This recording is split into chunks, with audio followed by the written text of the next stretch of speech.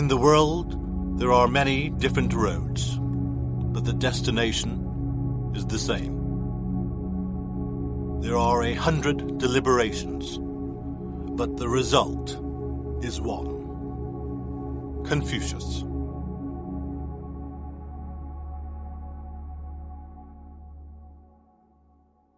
Chapter 6. Kundalini, the light at the end of the tunnel.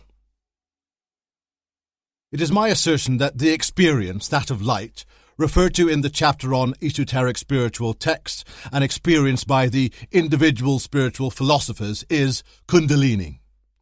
The experience is also known as Samadhi, or total self-collectedness. In Hindu and Buddhist philosophy, it is regarded as the climax of all spiritual and mental activity, a state of rapture and beatitude. It is also otherwise known as the serpent power, and it was Sir John Woodruff, a High Court judge in Calcutta, who was one of the first to bring the notion of Kundalini to the West. He published a book titled The Serpent Power and described the experience of Kundalini as such. The literal meaning of Kundalini in Sanskrit is coiled up, and is illustrated as a serpent coiled at the base of the spine. The symbol of Kundalini is the caduceus, or the staff of Hermes. It has also been interpreted as the force that opens up the knowledge of the oneness of life, a divine energy leading to inner illumination. Of my own experience of Kundalini, I can only describe it as a most profound and unique experience. Once it has been experienced, it cannot be forgotten, for there is nothing like it. It is neither equal to nor parallel or even similar to any previous human experience. In my case, it represented both the empiric proof which I found comforting and also the confirmation of all the study that I had previously imbibed. It offered all that blind religious faith and convenient scientific tenets failed to provide. Whilst it is an ecstatic and beatific experience, it also creates a great deal of bewilderment and confusion. One of the positives, however, is a profound sense, a knowledge indeed, of the existence of something else, and perhaps resulting from this, a distinct lack of fear of the unknown, or indeed death. It was about 6 o'clock in the evening, and I had been looking through a number of spiritual and academic books that I had been cross-referencing. I was sitting and idly reflecting on what exactly I cannot remember, perhaps where my study would go next. The moment was not even at a period of meditation which I had been undertaking through my course of self-imposed study, and my mind was completely open.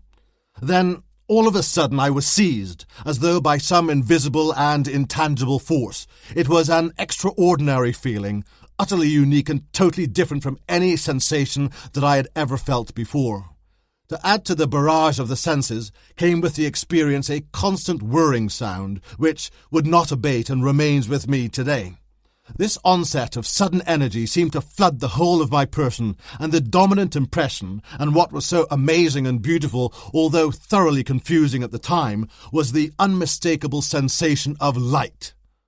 The whole experience seemed to create an incredible luminescence, which is almost impossible to describe, as it was nothing like how one would usually envisage light, whether from the light of the sun or an electricity bulb.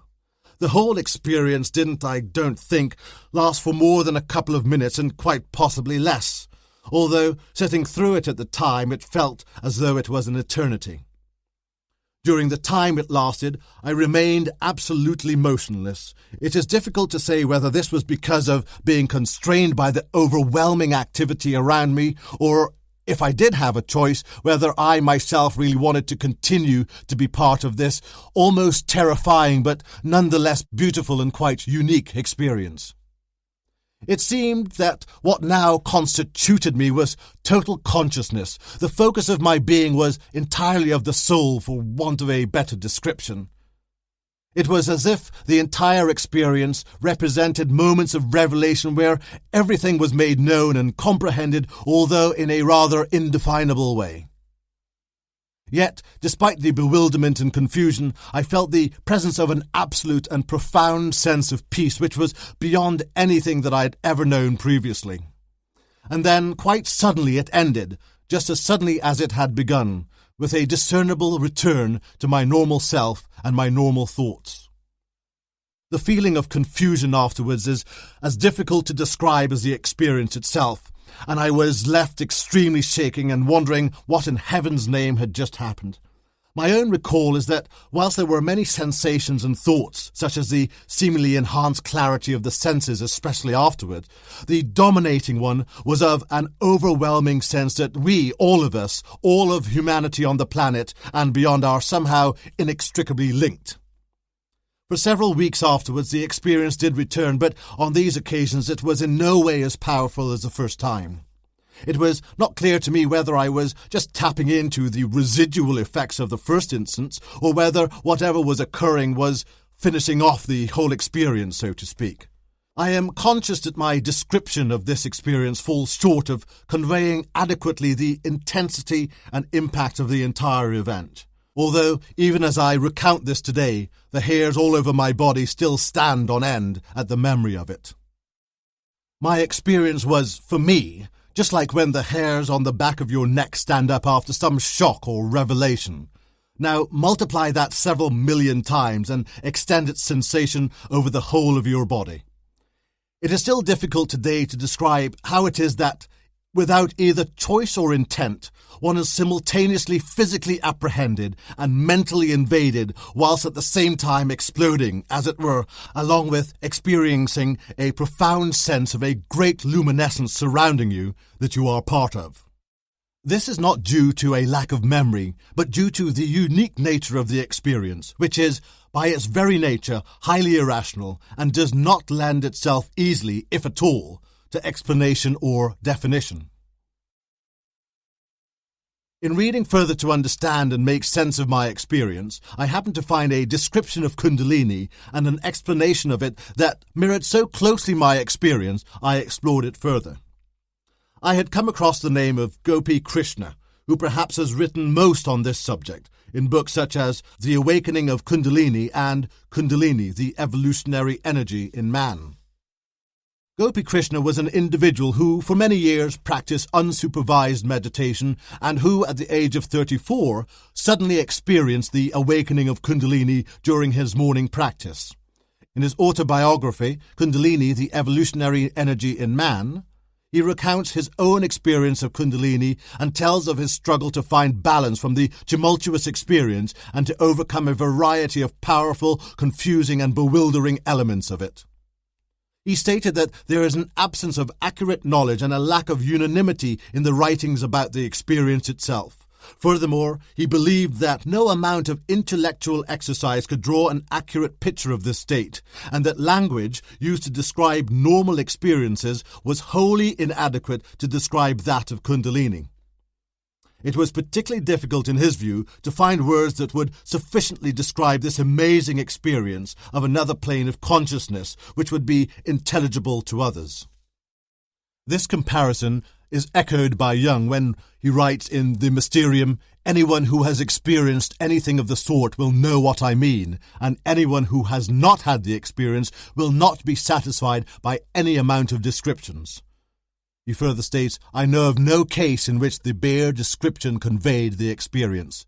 Parallels can also be drawn from Dante's epic poem. I quote, "High in that sphere, which takes from him most light, I was, and saw things there that no one who descends knows how or ever can repeat."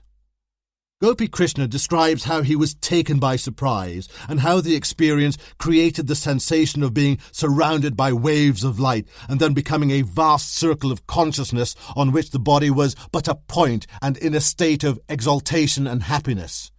Krishna states, "Entirely unprepared for such a development, I was completely taken by surprise, but regaining my self-control, I remained sitting, keeping my mind on the point of concentration. The illumination grew brighter, the roaring louder. I experienced a rocking sensation and felt myself slipping out of my body, entirely enveloped in the halo of light. It is impossible to describe the experience accurately. I felt the point of consciousness that was myself growing wider, surrounded by waves of light. It grew wider and wider, spreading outward, while the body, normally the immediate object of its perception, appeared to have receded into the distance until I became entirely unconscious of it. I was now all consciousness, without any outline, without any idea of corporeal appendage, without any feeling or sensation coming from the senses. Immersed in a sea of light, simultaneously conscious and aware of every point, spread out, as it were, in all directions, without any barrier or material obstruction. I was no longer as I knew myself, to be a small point of awareness confined in a body, but instead was a vast circle of consciousness in which the body was but a point, bathed in light and in a state of exaltation and happiness impossible to describe. Of the light itself, Krishna further described it variously as an unearthly shine, celestial light, beaming splendor, indescribable glory, a flaming radiance, a flood of luster, and others. He further stated that the effect of Kundalini is the entry of a marvelous flood of light into the whole area of the mind, leading to a radiancy of thought and imagination which must be experienced to be believed. After the experience, Krishna mentions his sense of bewilderment and how he remained in utter uncertainty about his strange condition for a long time, utterly at a loss to put meaning to the occurrence. He further stated that he delayed any public mention of it for a very long time. Krishna's graphic accounts of his experiences are the clearest and most elaborate documentaries of this experience that I have read. Gopi Krishna's descriptions of the Kundalini experience are echoed by another writer, one Dr. Bonnie Greenwell, in her book Energies of Transformation, which is a synthesis of Eastern and Western perspectives of the ancient phenomenon of Kundalini. It includes 23 studies sourced from individuals who have had this experience. She gives a telling account of the experience and the sensation of intense energy that is released throughout the body. She describes, often the first flush of Kundalini is felt as energy moving up from the base of the spine where, according to esoteric literature, it has been coiled into a latent form since birth. It may flood the body like a geyser, crawl slowly upward in a spiral motion like a snake, or flow in a steady stream up the spine and through the crown of the head. The body vibrates or feels charged by energetic and ecstatic sensations. The nervous system may be overwhelmed by intense heat, sounds, or light. This radical experience seems to arise from the deepest roots of the self and sweeps one into revolutionary personality and physiological changes. She further states that it demands the reorientation of one's life. I have previously mentioned William James and the mystic experience. His entire text is full of examples of those individuals who have had a similar experience and associated it with the presence of light. James's description of the mystic experience strongly parallels previous descriptions. He states that it is natural that those who have personally traversed such an experience should carry away a feeling of its being a miracle rather than a natural process. Voices are often heard, light seen, or visions witnessed. Automatic motor phenomena occur, and it always seems, after the surrender of personal will, as if an extraneous higher power had flooded in and taken possession. It is further described as an original and unborrowed experience from a higher controlling agency and from some influence from without. James explains that in these mystic states, individuals become one with the Absolute, and we become aware of our oneness.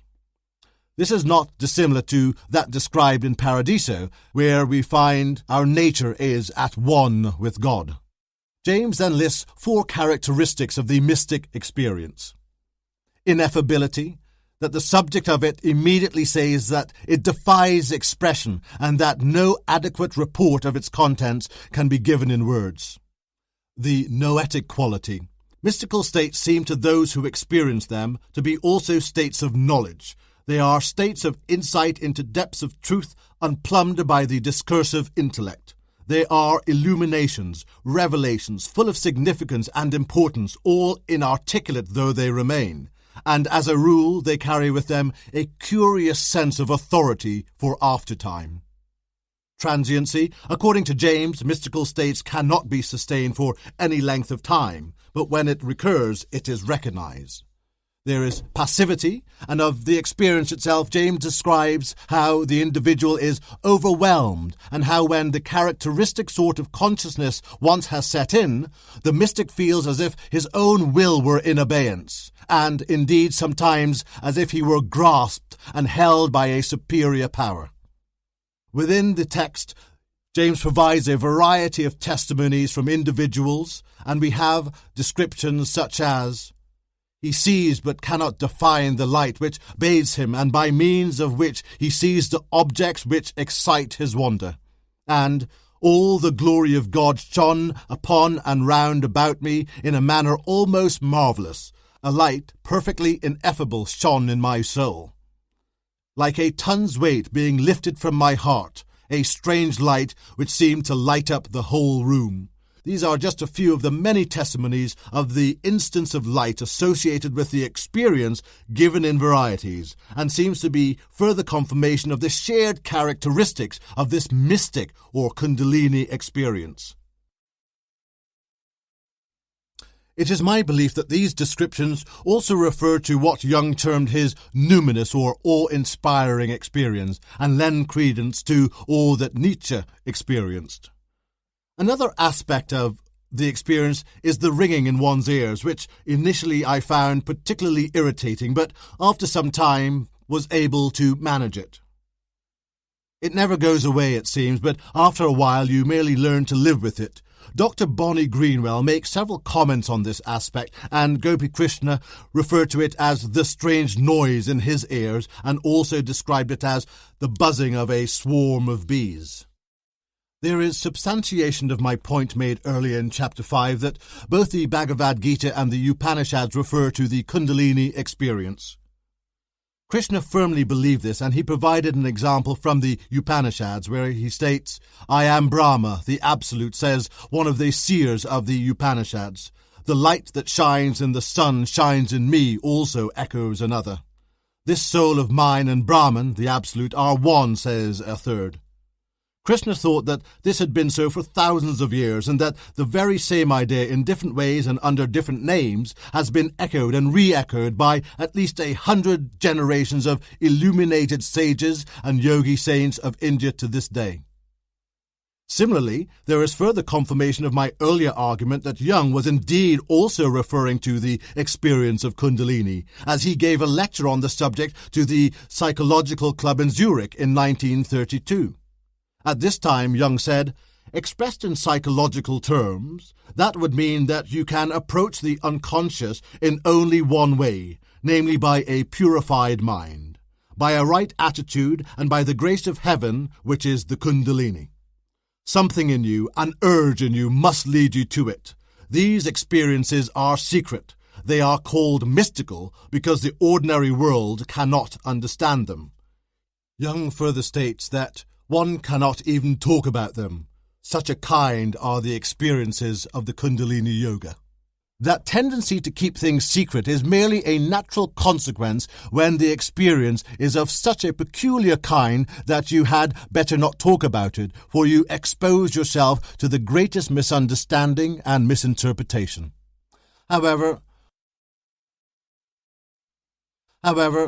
the question arises, is the Kundalini experience really as mysterious as it seems to be, when we find this definitive experience presented in a great variety of philosophical and historical content? In the Book of Enoch, again, there are similar references to fire and lightnings and how his body quaked and trembled, which reflects aspects of the other experiences of Kundalini. We can now consider illuminated spiritual individuals and their experiences of enlightenment. Buddha is perhaps the most notable and acknowledged enlightened being, or Illuminati, literally meaning a person who has been enlightened. Within the teaching of Buddha, we find so definitive his experience that to it is applied the date of the 8th of December, when he was aged 35, that he found enlightenment. In the Quran, there is constant reference to the light of Muhammad and the description of the Prophet as an illuminating lamp. Muhammad often meditated alone for several weeks on end in a cave called Al-Hira in the Mountain of Light near Mecca. Indeed, he was aged 40, and it was in the month of Ramadan that he received his first revelation from the angel Gabriel, which was associated with mysterious seizures.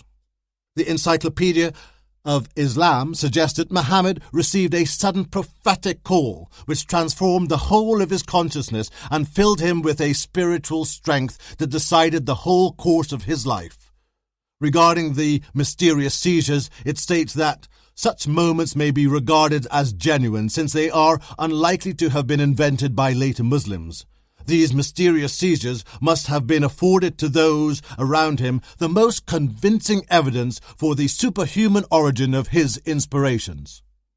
It is uncertain whether he had such experiences before he began to see himself as the prophet of Allah, or for how long he had these experiences. Much like the fictional Faust and the biblical Enoch, he too was presented with visions and, like Enoch, was taken on a tour of the heavens, a journey recounted in the Quran and in the supplemental writings of the Hadith. As in Dante's Divine Comedy, he too tours the circles of heaven before returning to earth to recount the journey. Within the context of the Islamic world, there is, I believe, another example of an illuminated spiritual individual, Al-Ghazali, who may not be as well known in the West as others listed here. However, some of his writings are considered classics in the Middle East. Al-Ghazali, after a decade of intense searching, came to taste of the truth. He stated that for 10 years in that condition and in the course of these periods of solitude, things impossible to enumerate or detail in depth were disclosed to him.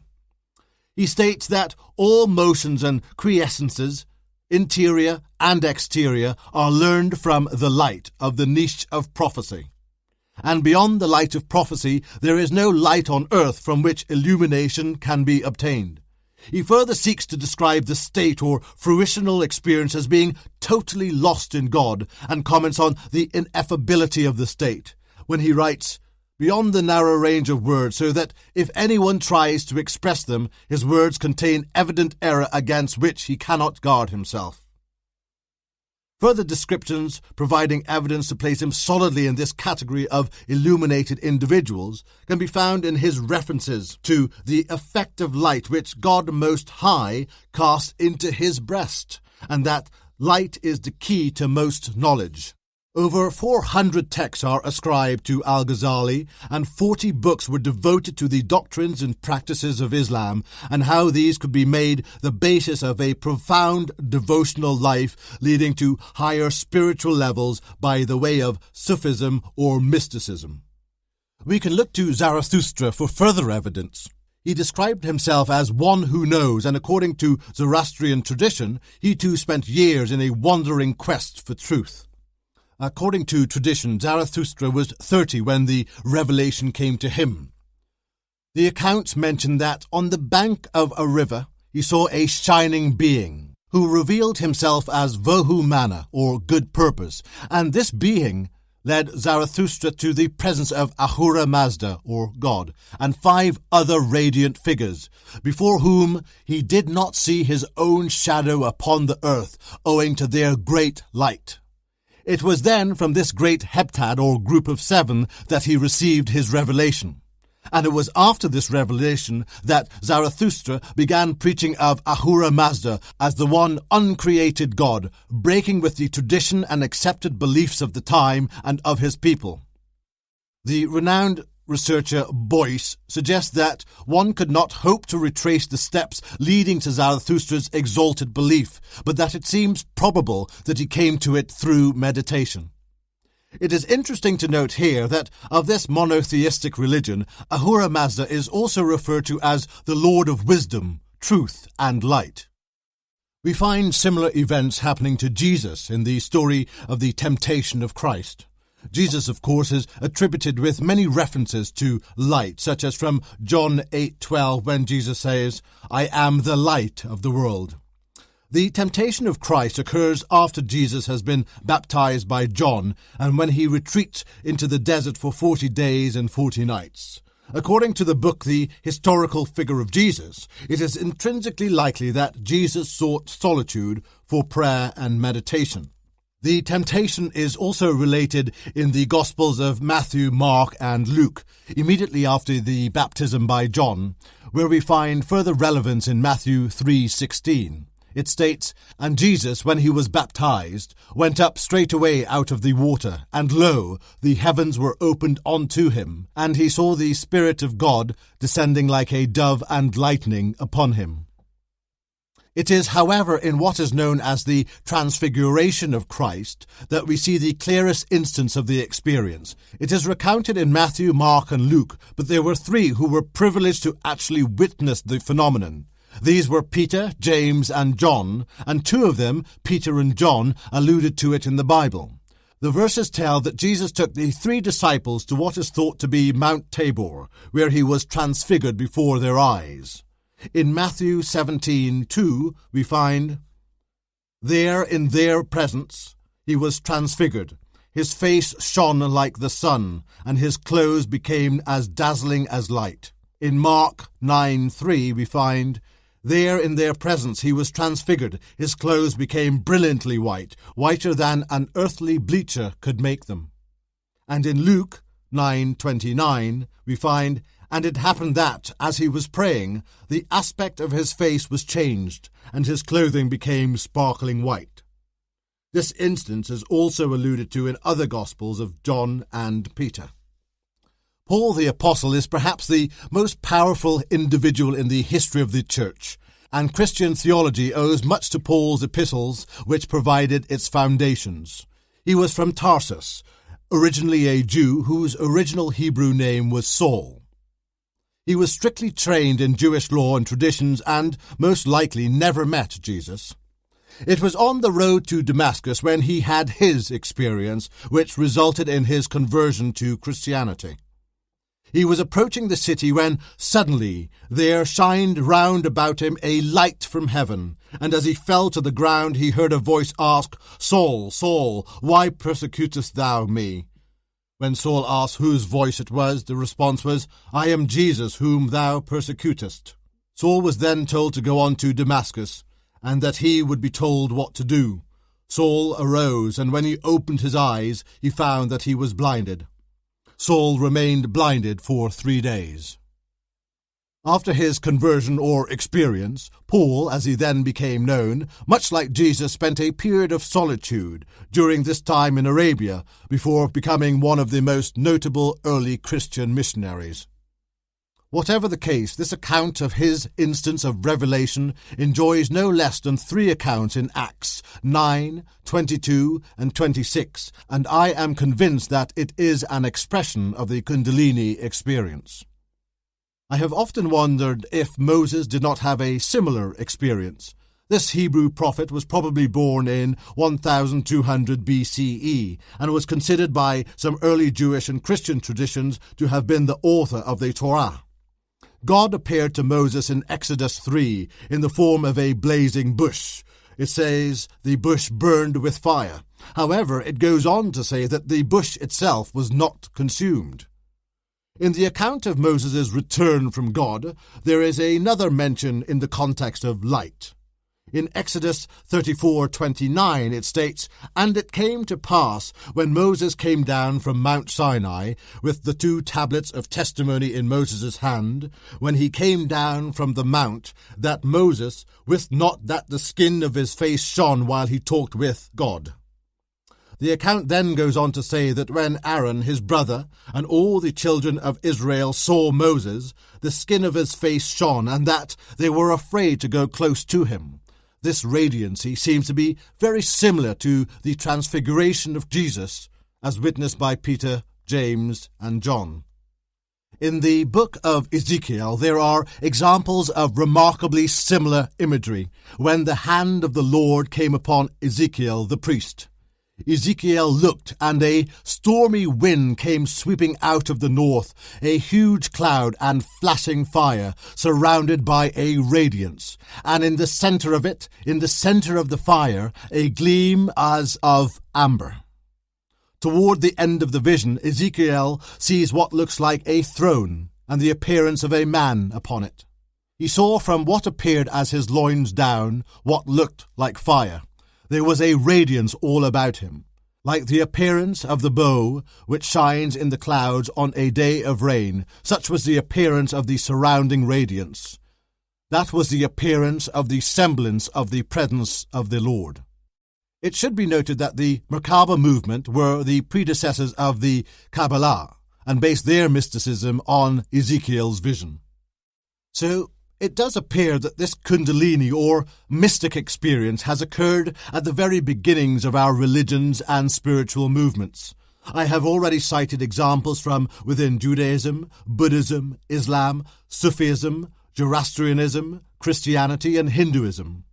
In every instance, there exists a sudden onset of an experience, always entailing light, resulting in revelation and a compelling influence upon the individual to articulate and share this unique and unusual experience. The individual nearly always seems to have gone through a previous period of deep introspection, contemplation, and meditation in some search for truth. This is not at all dissimilar to the experiences of the spiritual philosophers of the last chapter, or at variance with the commentary given by esoteric spiritual texts. William James suggested that a personal religion will prove itself more fundamental than theology or ecclesiasticism, and that churches, when once established, live at second hand upon tradition. But the founders of every church owed their power originally to the fact of their personal communion with the divine. Of these transformational figures and forerunners of religious and spiritual thought, James comments on how the experience transcends such individuals and quotes an author whom he does not name, but states that this individual has made a careful study of the phenomena. The unnamed author comments on how the spiritual insight always comes suddenly and in an overpowering way. He states, how, one after another, the same features are reproduced in the prophetic books. The process is always extremely different from what it would be if the prophet arrived at his insight into spiritual things by the tentative efforts of his own genius. There is something sharp and sudden about it. He can lay his finger, so to speak, on the moment when it came, and it always comes in the form of an overpowering force from without, against which he struggles, but in vain. Gopi Krishna supports the contention of the worldwide nature of the Kundalini occurrence. Similarly, William James also suggests that of the mystic consciousness, Hindus, Buddhists, Mohammedans, and Christians have all cultivated it methodically. In India, training in mystical insight has been known under the name of yoga. Yoga literally meaning the experimental union of the individual with the divine. The follower of true yoga practice ultimately enters into the condition termed samadhi and comes face to face with facts which no instinct or reason can ever know. The link between the Kundalini experience and the ancient world is echoed by Bonnie Greenwell in Energies of Transformation. She states, allusions to such experiences of Kundalini can be found in the mystical teachings and practices of many cultures: Assyrian, Egyptian, Celtic, Greek, Taoist, Tibetan, Judaic, Native American, Alaskan, Australian, Hawaiian, Latin and African. Shamanism, Gnosticism, Sufism, and Christian mysticism reflect the use of these tools, practices to awaken Kundalini. Theosophists, Freemasons, Rosicrucians, and the alchemists also reportedly have had secret practices for awakening this energy. It suffices to say that it is essential that associated with the awakening of this energy is a concentration and focus on matters profound. Whilst a teacher or guide may be beneficial, initiation of all must be by the individual, no matter what the course of action. The quotation from Confucius at the beginning of this chapter can be applied here, when he states, In the world there are many different roads, but the destination is the same. There are 100 deliberations, but the result is one. Mascaro, translator of the Bhagavad Gita and the Upanishads, also comments on this. Meditation is the means, contemplation is the end. The one is the path and the other is the end of the path. Even as the vessel is still and at rest, when it has arrived in port, when the soul has reached contemplation through meditation, it should cease its toil and inquiries, and happy in the vision of God, even as if he were present, be one in feelings of love, of wonder, of joy, or other such. At a point in Varieties, William James states that even the least mystical of you must by this time be convinced of the existence of mystical moments as states of consciousness of an entirely specific quality, and of the deep impression which they make on those who have them. There is one further and highly interesting body of evidence on the prevalence of the Kundalini experience, although given a different name, in the writing of another author who has developed his own interpretations of it. In seeking to research consciousness from both a philosophical and scientific perspective, I came across the title Cosmic Consciousness, a study in the evolution of the human mind by Dr. Richard Maurice Bucke. It is a particularly interesting text because it recounts the author's own experience of Kundalini, except that he describes it under the name of illumination or cosmic consciousness. Bucke describes his own experience.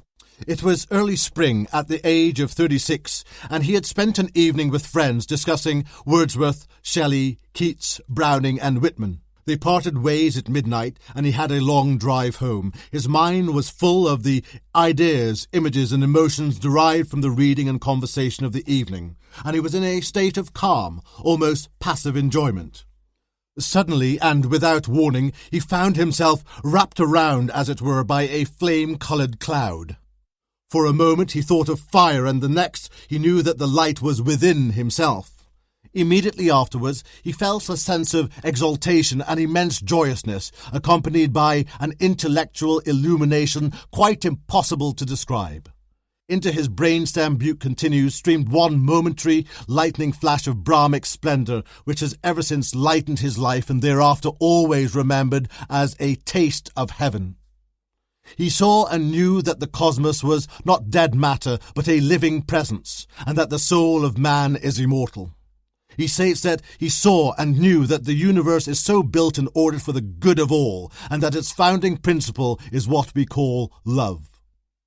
Bucke claims to have learnt more in that brief period, and that the illumination had made more of an impression upon him than all his previous years of study. The illumination only lasted a few seconds in time, but its effect was indelible, to the extent that it was impossible for him ever to forget what he saw and knew from that moment, and that he could never doubt the truth of what was presented to his mind. Bucke later describes the instantaneousness of the illumination as one of the most striking features. It can be compared with nothing so well as with a dazzling flash of lightning in a dark night, bringing the landscape which had been hidden into clearer view. This account seems very close to other experiences described in Caduceus. I consider it to be one of the most succinct accounts of Kundalini, or illumination, or entrance into cosmic consciousness, as Bucke describes it, that I have ever read, and further supports my contention of the worldwide prevalence of Kundalini. Up to this point, my case has been based on the experience of Kundalini by providing examples of it both in the context of spiritual texts of some antiquity and the writings of great thinkers. I then provided a foundation to my argument by paralleling these descriptions with those provided by the Kundalini commentators such as Gopi Krishna and Dr. Bonnie Greenwell. The aforementioned are relatively contemporary publications on the subject of Kundalini. Krishna was first published in 1970 and Greenwell in 1990. Yet Bucke's Cosmic Consciousness was first published just over 100 years ago in 1901. Bucke also writes of the bewildering and confusing nature of the experience. Individuals who enter into this experience of cosmic consciousness are, at first, more or less excited by apprehension, and then they ask themselves if what they see and feel represents reality or whether they are suffering from a delusion. He suggests that they doubt whether the new sense may not be a symptom or form of insanity, and suggests that Muhammad was greatly alarmed as well as Paul. The fact that the new experience seems even more real than the old teachings of self-consciousness does not seem to reassure them. He goes on to say that each person who has had the experience eventually believes in its teachings, accepting them as absolutely as any other doctrine. Like others, Buke also suggested that the experience was particularly difficult to describe. In support of my own arguments on light, Buke reconciled himself with the illuminating experience years afterwards in finding examples of this subjective light in others. Indeed, the bulk of the content of his book, Cosmic Consciousness, consists of naming and providing descriptions of other illuminated individuals and instances of cosmic consciousness. His lists include Buddha, Jesus, Paul, Muhammad, and Dante, who, as I have described previously, experienced Kundalini. Obviously, Buke predated Nietzsche and Jung, but had he been aware of them, I would like to think that they would have been included. Interestingly, Buke names individuals including Francis Bacon, William Blake, and Balzac in his list, and others such as Moses, Isaiah, Wordsworth, and Tennyson within the category of lesser or doubtful instances. Buke's aim in his book Cosmic Consciousness was to point out that there have lived in this world certain individuals who, not out of an extraordinary development or any or all of the ordinary mental faculties, but in whom the possession of a new consciousness, peculiar to themselves and non-existent, or at least undeclared, in ordinary people see, know, and feel spiritual facts and experience physical phenomena, which, being veiled from, are still of most vital importance to the world at large. Buke makes an interesting point, and one with which I agree and have based this book on. Of the individuals that he has listed, and the ones that I have described here with some overlap, Buke suggests that if one or two of these individuals are studied, to the exclusion of others, the result would be inadequate and unsatisfactory, compared to the study of all of them. If all are read and their testimonies compared, new light is thrown upon their accounts, and these supplement and strengthen those of others. I have stated earlier that this should also be applied to ancient spiritual texts. According to Gopi Krishna, the real and initial goal in front of man is to know himself, and I couldn't agree more. This sentiment has also been echoed elsewhere, of course. Jesus said, "Man, know thyself," and in ancient Greece the inscription, "Know thyself," stood on the temple of Apollo. It is interesting here to note that Apollo was the god of light and the sun, and was originally a deity of radiant purity. Kundalini and its effects may be covered in greater detail in some future work. However, the particular beauty of my experience is defined by the fact that I did not know of Kundalini prior to the experience. It was by the focusing of an inquiring mind on profound and meaningful matters, combined with meditation, that it was encountered, or indeed imposed upon me. It was not sought, there was no prior knowledge of it, so no one can declare that my subconscious yearned for it, and therefore it came to pass. Whether or not the reader believes of my personal experience is not of great consequence. It was my experience that led me to write this book. However, were you to take my personal experience out of it, I hope that my assertions and contentions still stand by the variety and volume of anecdotal evidence that there is. At very least, I hope that I have provided the identification of constant, consistent, and transcendent evidence that this experience exists. With this transcendent evidence, there may be reason for hope for the future. Could Kundalini as a shared experience be a light at the end of the tunnel? In addition to the benefits outlined in this chapter, it is clear that this light is a potentially unifying element for all religions. After all, there are glaring overlaps in the spiritual texts of religions and spiritual movements cited in esoteric spiritual texts. It is evident in the formation of these religions and spiritual movements the originators had undeniably and remarkably parallel experiences. The very instances of their initiation were virtually identical. Should we not view within this ever-present source a unifying element and a oneness of them all? Can we seize this opportunity to dispense with ingrained prejudices and redundant conflict between them, having identified this most profound common ground? Could this unifying oneness now become the light at the end of the tunnel?